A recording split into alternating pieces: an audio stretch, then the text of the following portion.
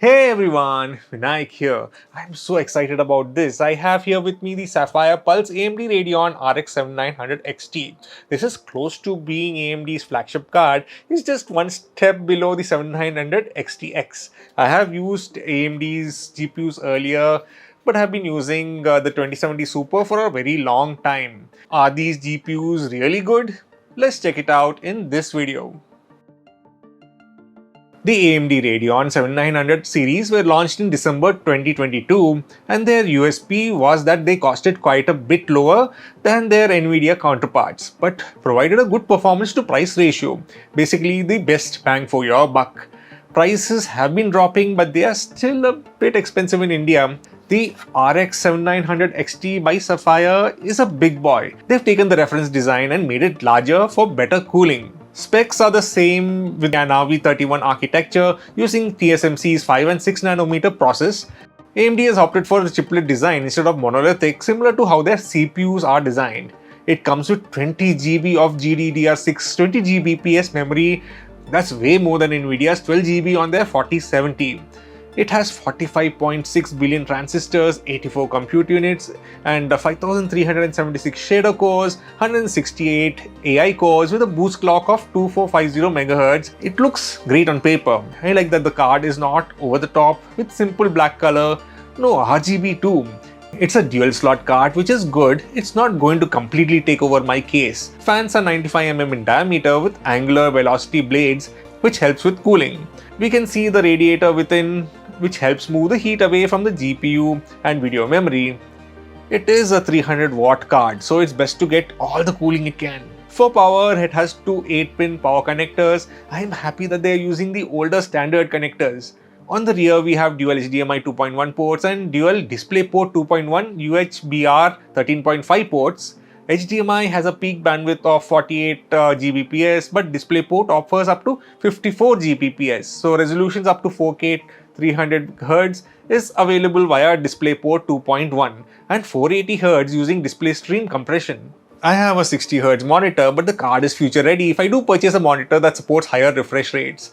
No USB-C, which is a downer, but this being the cheapest 7900 XT on Amazon, there have been some significant cost cutting. The Sapphire card does come a bit overclocked and able to pull more power as compared to the reference card. This should entail it a bit more performance.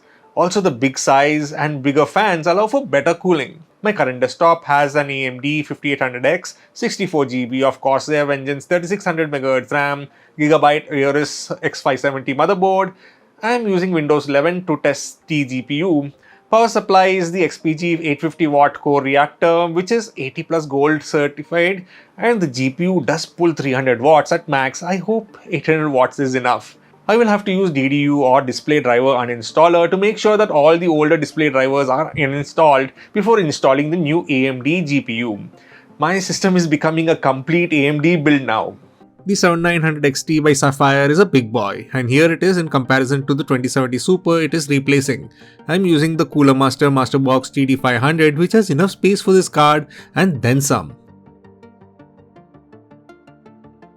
It's not that heavy, but I'm glad that they included an anti-sag bracket in the box. Just screw it down and adjust its rubber tab here to keep the card secure. Now for some gaming benchmarks. Atomic Heart looks beautiful and the performance is top notch. Frame rates are pretty good. I'm noticing a quality decrease when activating upscaling. Take a look at the drones here. The 7900 XT has enough grunt to provide 90 plus FPS without upscaling, and I turned on VSync again as my monitor is only 60Hz and I was noticing tearing. Lies of P at 4K ran close to 100 FPS. Turning on FSR, the FPS jumped to 130 to 140 FPS. GTA 5 at 4K and after disabling VSync hit up to 100 FPS and was always above 60 FPS. All this at 4K, so we are not going to have any problems playing this game. Reduce the resolution and the frame rates rise.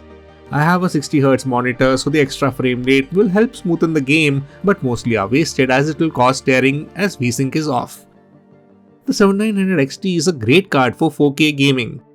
We have the option of super resolution even if the game doesn't support it by hitting the Alt plus R shortcut. You have the whole AMD interface here. you can take a screenshot, you can record video here, and here you can see the current CPU temperatures, this is GPU temperature, what the frame rate is running at. Super resolution is for upscaling. Anti-lag is to reduce the user input lag. This is mostly for first-person shooters. Radeon chill is to conserve power and reduce heat. And Radeon image sharpening is to add clarity to in-game visuals. It's a great software that is included by AMD with their drivers. Starfield also works well, 40 to 60 FPS, but I did notice that if I turn FSR off and also VSync, I get better frame rates at the native resolution. The 7900 XT looks to have a great raster rendering performance, and it at times provided more frames and due to the native resolution, better quality too. Shadow of the Tomb Raider, an old favorite, managed 100 FPS in 4K, 139 FPS in 1440p, and 153 FPS in 1080p, all at highest settings. Assassin's Creed Odyssey at 4K without any upscaling runs around 60 FPS. Cyberpunk 2077. I play Cyberpunk mostly without ray tracing and I get a healthy 70-80 FPS. This is with FSR2 on. Even while driving, I get the same amount of FPS. This is according to where you're standing. That is also important. With ray tracing on, I still get above 60 FPS, which is still a playable frame rate. All this is at 4K. Cyberpunk was dropping frames on screen recordings, that's why I'm recording using the phone. 3D Mark, these are the scores. TimeSpy Extreme. Portrayal for ray tracing benchmarks. Firestrike Ultra. Temperatures mostly stayed around 70 degrees centigrade, which is quite nice for such a powerful card. The whole system pulled around 312 watts in idle state, and when I ran a benchmark, the whole system hit 564 watts. A 850 watt power supply is recommended because there could be high fluctuations in power draw. Lies of P or Starfield is supposed to be included with newer AMD GPUs, and I didn't get anything in there, maybe because it's the cheapest 7900 XT out there. Premiere playback performance is run smooth. It's as good as how it was with my Nvidia 2070 Super. So that was the Sapphire Radeon 7900 XT. I'm glad I picked this up. The raster render performance is awesome and frame rates are quite high, and where you want more FPS, there's FSR. Not a big fan of ray tracing. The card does lose significant FPS when ray tracing is on, but once off, the frame rates more than double. I tested mostly in 4K as that's the resolution I want to play at, and if the frames were low, I just turned FSR on.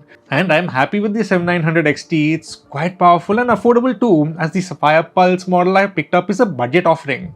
Every game ran well, everything was smooth and enjoyable, especially as compared to my 2070 Super that I'm upgrading from. Everything can be set to ultra quality and I still get high frame rates on my 7900 XT.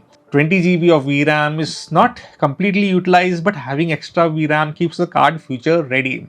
I've been playing all my games at 4K and I like the quality you get by native 4K resolution without any upscaling. So what do you guys think? Did I make a mistake picking this up, or should I have gone with an offering from Nvidia? I did notice the 4070 Ti at the same price, but I chose AMD this time. So that was the video. Make sure to like, subscribe, and also hit the notification bell to be notified when new videos are added. Thank you for watching and see you all next time.